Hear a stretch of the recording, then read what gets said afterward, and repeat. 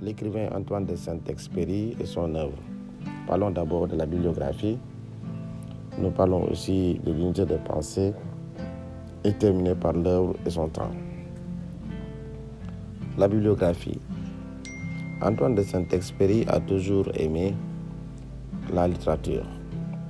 Dès le bas âge, à 12 ans, il commence à découvrir les merveilles de la poésie et compose ses premiers vers. Il écrit son premier roman Courrier du Sud, publié en 1930. En 1931, paraît Vol de nuit, avec une préface d'André Gide et obtient le prix féminin en décembre. De l'expérience du métier naîtra un autre livre, Terre des hommes, publié en 1939 et couronné par le Grand Prix du roman de l'Académie française. Affecté au groupe de reconnaissance à l'est de la France et trop vieux pour piloter les avions de combat, il continue à écrire. 3 œuvres naissent durant cette période. Période de guerre, Lettre à un otage et Le Petit Prince, publié entre 1942 et 1943. Il a laissé des œuvres posthumes, comme Citadelle, publié en 1948. Ces œuvres sont enrichies de toutes ses expériences. Cela fera dire à André Gide, auteur de la préface de Vol de nuit, que Saint-Exupéry n'écrit qu'en connaissance de cause. Parlons de l'unité de pensée. Saint-Exupéry a toujours allié son métier de pilote à celui d'écrivain. Il disait, voler ce n'est pas seulement piloter et relier des villes par le ciel, c'est aussi méditer sur l'homme et la condition humaine. L'influence de sa vie professionnelle est déterminante sur son œuvre. Vol de nuit est inséparable de l'histoire de l'aéropostale. Le thème de l'aviation permet aussi de retracer l'expérience personnelle de Saint-Exupéry. Dans une lettre adressée à sa mère, en janvier 1930, l'auteur explique son projet en disant « Maintenant, j'écris un livre sur le vol de nuit. » Mais dans son sens intime, c'est un livre sur la nuit.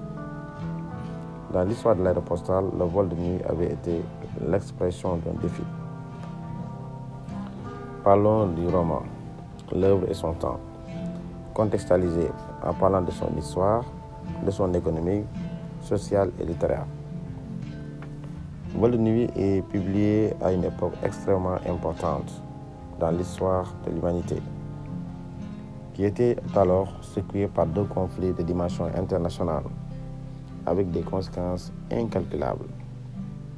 Il fallait, après cette période douloureuse, libérer les esprits et orienter les hommes vers la paix en construisant un monde libre, plein d'humanité où les hommes également prennent conscience de leur existence et de leur rôle. La littérature de l'entre-deux-guerres s'inscrit dans cette vie de recherche, une société plus juste et plus paisible. Antoine de Saint-Exupéry s'est engagé au nom d'un humanisme intégral à montrer l'importance de la responsabilité dans les actions humaines, dans la prise de décision et dans le goût du travail. Le contexte historique de production de Vol de nuit est marqué par un retard technique dans le domaine de l'aviation. Si aujourd'hui les avions décollent et atterrissent de jour comme de nuit, sans aucune frayeur, il n'en a pas toujours été ainsi. À l'époque qui nous occupe, entre 1926 et 1930, le service nocturne des pilotes présentait un risque car la technologie n'était pas aussi avancée. L'absence d'une technologie de pointe avait des répercussions dans le domaine économique, particulièrement dans le transport. En parlant aussi de l'influence du temps sur l'homme d'Antoine de Saint-Exupéry, Antoine de Saint-Exupéry est appelé aussi poète de la volonté et de la technique aérienne. Son œuvre s'inspire en particulier de sa vie professionnelle. Voix de nuit est produit dans son époque marquée par un retard dans le domaine de l'aviation, de la technologie aérienne. Donc il fallait rattraper le temps perdu par les moyens terrestres. Merci. Alors abonnez-vous et en même temps aussi cliquez sur la cloche de notification. Merci.